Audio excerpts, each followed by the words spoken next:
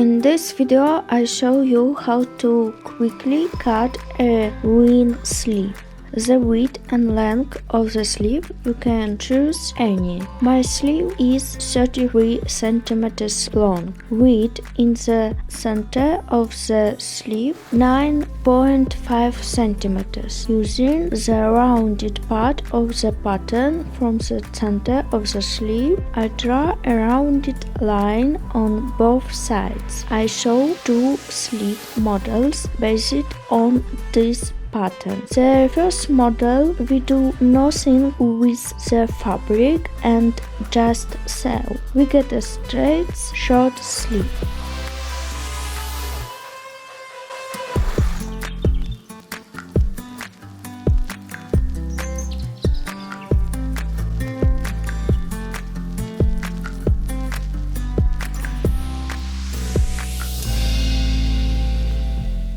The second model of this sleeve is more interesting. By hand stitch, I pick up the fabric, also add 4 layers of tulle for volume.